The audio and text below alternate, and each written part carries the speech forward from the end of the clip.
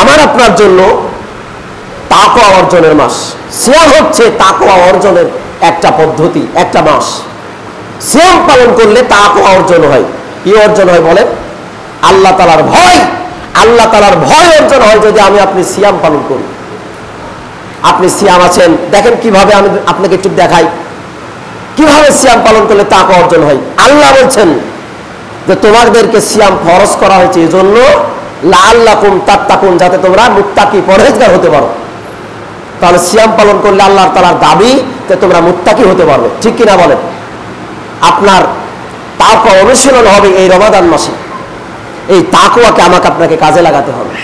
সম্মানিত উপস্থিতি, দেখবেন রমাদান মাস অনেকেই আমরা আগে সালাত আদায় করি না, করতাম না।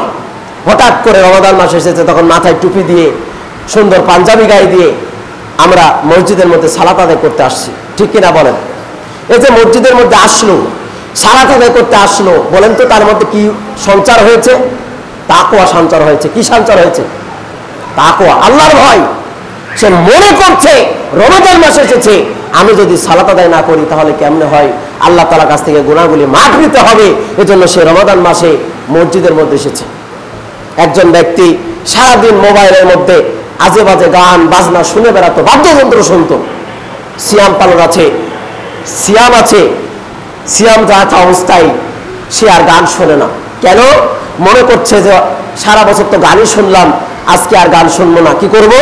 একটু ওয়াজ নসিহত, একটু কোরআন তেলাওয়াত, একটু গজল, একটু ইসলামিক গান শোনার চেষ্টা করি। করি কি করি না?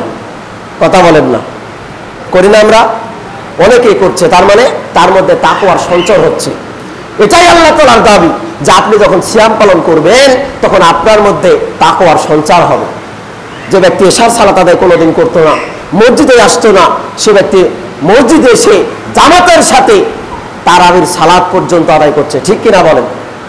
তার মধ্যে তাকওয়ার সঞ্চার হচ্ছে, তাকওয়ার আল্লাহর ভীতির সঞ্চার হচ্ছে, তাকওয়া অনুসরণ হচ্ছে। সম্মানিত উপস্থিতি, এই তাকওয়াকে আমাকে আপনাকে ধরে রাখতে হবে কিয়ামত মৃত্যু পর্যন্ত। আমাদের মৃত্যু পর্যন্ত এই তাকওয়াকে ধরে রাখতে হবে।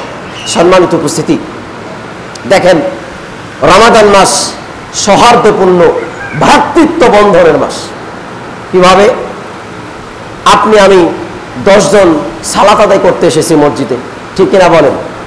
যখন আমরা একসাথে পায়ের সাথে পা, কাঁধের সাথে কাঁধ মিলিয়ে সালাত আদায় করছি, পায়ের সাথে পা, কাঁধের সাথে কাঁধ মিলিয়ে তারাবির সালাত আদায় করছি, তখন আমাদের মধ্যেকার যে ভেদাভেদ, যে আমাদের মধ্যেকার যে মনোমালিন্য, এটা দূর হওয়ার পথে, ঠিক কিনা বলেন? সম্মানিত উপস্থিতি, রমাদান মাস আমাকে আপনাকে সৌহার্দ্য শেখাতে এসেছে। রমাদান মাস আমাকে আপনাকে সহমর্মিতা, ভাইয়ে ভাইয়ে দ্বন্দ্ব ফ্যাসাদকে ভুলে গিয়ে আমাকে আপনাকে মিল হওয়ার জন্য রমাদান মাস আল্লাহ তাআলা আমাকে আপনাকে দিয়েছে। সম্মানিত উপস্থিতি, রমাদান মাসকে আমি আপনি একটু গুরুত্ব দেওয়ার চেষ্টা করি। রমাদান মাসকে যদি আমি আপনি গুরুত্ব না দেই তাহলে বুঝতে হবে আল্লাহ তাআলা সুবহানাহু ওয়া তাআলা, আল্লাহ সুবহানাহু ওয়া তাআলা যে উদ্দেশ্যে রমাদান মাসকে আমাকে আপনাকে দিয়েছে, এই উদ্দেশ্য আমি আপনি পূরণ করলাম না। সম্মানিত উপস্থিতি, আল্লাহ সুবহানাহু ওয়া তাআলা বড় দয়া, বড় মায়া করে আমাকে আপনাকে রমাদান মাস দিয়েছেন। বিশ্বাস করেন, রমাদান মাসকে আপনাকে আমাকে গুরুত্ব দিতে হবে। সম্মানিত মা বোনেরা এসেছেন, মা বোনদের উদ্দেশ্যে এটাই বলবো, আমাদের মা বোনদের অনেক কষ্ট। রমাদান মাস আসলে তাদের অনেক কষ্ট বেশি, ঠিক কিনা বলেন? তারা ইবাদত বন্দেগী করে, এরপরে বাড়িতে বাসায় তাদের ফজরে সাহারি রান্না করা, ইফতার তৈরি করা, এক্সট্রা কিছু কাজ তাদের বৃদ্ধি হয়ে যায়, বেশি হয়ে যায়, হয় কি হয় না? এরপরও আমরা আমাদের স্ত্রী, আমাদের মায়ের উপরে অত্যাচার বা বিভিন্ন রকম বড় কথা শোনানোর চেষ্টা করি।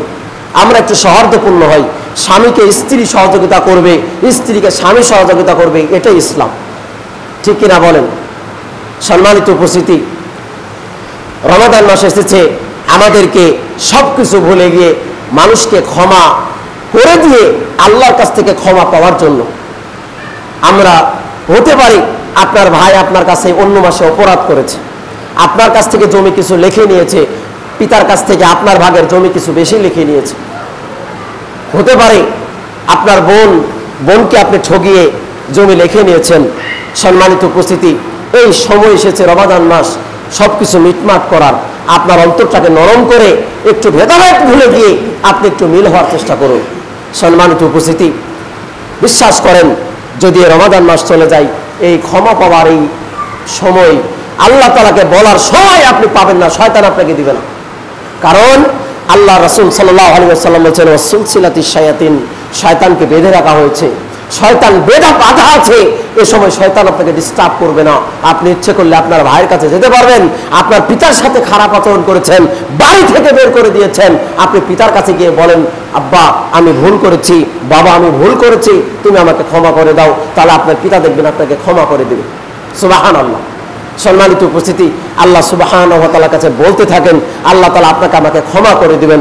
সম্মানিত উপস্থিতি, রমাদান মাসে আবার আপনার পরিবর্তনের জন্য এই যে আমরা সালাত আদায় করতে এসেছি, অনেকেই সালাত আদায় পরে আসি না শুরুতে, যারা শুরুতে এসেছে তাদের নেকি আর যারা পরে এসেছে তাদের নেকি কিন্তু এক হবে না, এক হবে। এটা অন্য মাসেও, রমাদান মাসেও। এজন্য আমরা আগে আসার চেষ্টা করব।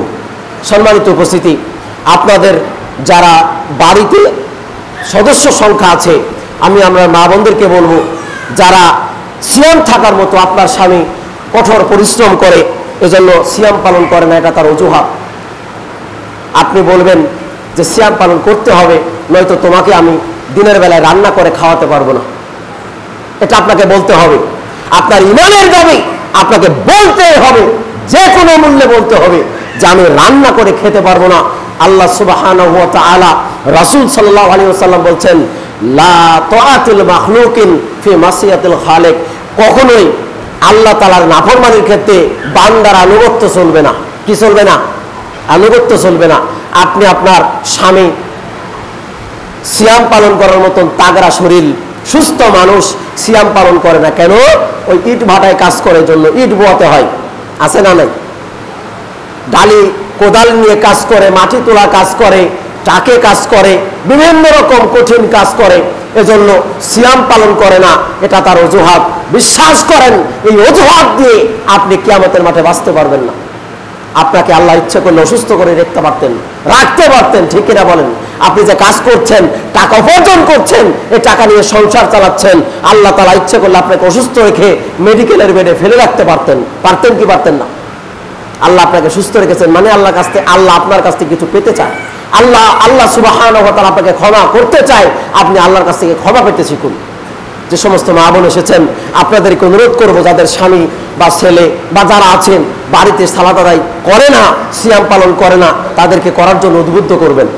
সম্মানিত উপস্থিতি, দিনের বেলায় কোনো খাদ্য তাদের সামনে উপস্থাপন করবেন না যে কোনো মূল্যে। এটা আপনাদের প্রতি দাবি থাকলো। আপনি কখনোই আপনার স্বামীকে দিনের বেলায় রান্না করে দিবেন না। এটা আপনার জন্য হারাম, নিষিদ্ধ। আপনি করলে আপনার গুনাহ হবে। সম্মানিত উপস্থিতি, স্বামীর আনুগত্য এক্ষেত্রে আপনাকে করা লাগবে না। রাসূল সাল্লাল্লাহু আলাইহি ওয়াসাল্লাম বলেছেন যে আল্লাহর নাফরমানির ক্ষেত্রে বান্দার কোনো আনুগত্য চলবে না। সম্মানিত উপস্থিতি, আপনার স্বামী যদি আপনাকে ছেড়েও দেয়, আপনাকে চলে যেতে পারে, তবুও আপনার কোনো দুঃখ নেই, কারণ আপনি আল্লাহ তাআলার আনুগত্য করেছেন। সম্মানিত উপস্থিতি, সিয়াম পালন করার চেষ্টা করি, আমরা বেশি বেশি করে নেক আমল করার চেষ্টা করি। আমি জানি না এই মসজিদে তারাবির সালাত হয় কিনা। হয়, তারাবির সালাত হয়। তারাবির সালাত জামাতের সাথে আদায় করার চেষ্টা করবেন। প্রথম দিন যে পরিমাণে লোক হয়, দ্বিতীয় দিন আর ওইরকম লোক হয় না। মানে 10 দিন 5 দিন যখন কেটে যায়, তখন মানুষের কেন জানি ঈমান কমে যায়, তাকওয়া কমে যায়। অথচ আল্লাহর দাবি ঈমান বেড়ে যাবে, তাকওয়া বেড়ে যাবে। এটা কার দাবি? আল্লাহ তাআলার দাবি। কিন্তু আমাদের তাকওয়া, আমাদের ঈমান কমে যায়, ঠিক কিনা বলেন? সম্মানিত উপস্থিতি, তার মানে আমরা রমাদানকে গুরুত্ব দিতে পারিনি। রাসূল সাল্লাল্লাহু আলাইহি ওয়াসাল্লামের যুগে সাহাবায়ে কেরাম, রাসূল সাল্লাল্লাহু আলাইহি ওয়াসাল্লামের স্ত্রী আমাদের আম্মাজান আয়েশা রাদিয়াল্লাহু তাআলা আনহা বলছেন, যখন রমাদান মাস আসতো, আল্লাহ রাসূল সাল্লাল্লাহু আলাইহি ওয়াসাল্লাম তার লুঙ্গিটাকে শক্ত করে বেঁধে নিতেন। বলেন সুবহানাল্লাহ, সুবহানাল্লাহ বলেন। আমার কথা বুঝতে পারছেন না? আমার কথা শোনা যায়? আল্লাহ রাসূল সাল্লাল্লাহু আলাইহি ওয়াসাল্লাম সম্পর্কে আয়েশা রাদিয়াল্লাহু তাআলা আনহা বলছেন, আল্লাহ রাসূল রমাদান মাস যখন আসতেন ইবাদত বন্দেগী করার জন্য, বিশেষ করে শেষ দশকে, তখন রাসূল সাল্লাল্লাহু আলাইহি ওয়াসাল্লাম তার লুঙ্গিটাকে শক্ত করে বেঁধে নিতেন। বলেন সুবহানাল্লাহ। কি জন্য বলেন তো? আসলে কি আমরা যে লুঙ্গি পরে থাকি এই লুঙ্গি শক্ত করে বাঁধতেন? ইবাদতের জন্য, যাতে একটা মুহূর্ত ছুটে না যায়। বলেন সুবহানাল্লাহ। কিন্তু আমি আপনি লুঙ্গি শক্ত করে বাঁধি না, বাঁধি মার্কেট করার জন্য, ঠিক কিনা বলেন? আমার মতো আপনার মতো কাপুরুষ, আপনি কাপুরুষ যদি আপনার স্ত্রী রমাদানের এই শেষ দশকে মার্কেট করতে যায়, আপনি সবচেয়ে বড় কাপুরুষ। আসমানের নিচে জমিনের ওপরে আপনার মতো কাপুরুষ আর নেই। যদি আপনার স্ত্রী, আপনার মেয়ে, আপনার বাড়ির লোক যদি আপনার ঈদের মার্কেট করতে যায়, তাহলে আপনি সবচেয়ে বড় কাপুরুষ। আপনি মনে রাখবেন, আপনি নিজেকে বাহাদুরি দেখিয়েন না যে আমি 10,000 টাকা দিয়েছি আমার স্ত্রীকে, যাও জালিমে নিয়ে নাও। কত বড় বাহাদুর, মনে হচ্ছে বাহাদুর। আল্লাহ সুবহানাহু ওয়া তাআলা তা আপনার আল্লাহ সুবহানাহু ওয়া তাআলার কাছে আপনি একেবারেই নগণ্য, একেবারেই ইতর, একেবারেই জঘন্য লোক আল্লাহ সুবহানাহু ওয়া তাআলার কাছে। সম্মানিত উপস্থিতি, রমাদান মাস তাকওয়া অর্জনের মাস। কে কতটুকু তাকওয়া অর্জন করতে পারবে এটার জন্য প্রতিযোগিতা করতে হবে। আপনি যদি প্রথম দিন তারাবি পড়েন 2 রাকাত, তাহলে তারপরের দিন 4 রাকাত, তারপরের দিন 8 রাকাত পড়তে হবে। এটা আল্লাহ তাআলার দাবি। কিন্তু আমরা প্রথম দিনে 20 রাকাত, প্রথম দিনে 8 রাকাত, তারপরের দিন আর নাই। আছে না নাই? রমাদানের যখন শেষ দশক আসে তখন আর লোকই পাওয়া যায় না। এটা আমাদের অবস্থা। সম্মানিত উপস্থিতি, তা নয়, তাকওয়ার ধারে এমন হবে যে যত রমাদানের দিন যাবে তত মানুষের তাকওয়া বৃদ্ধি পাবে। এটা আল্লাহ তাআলার দাবি।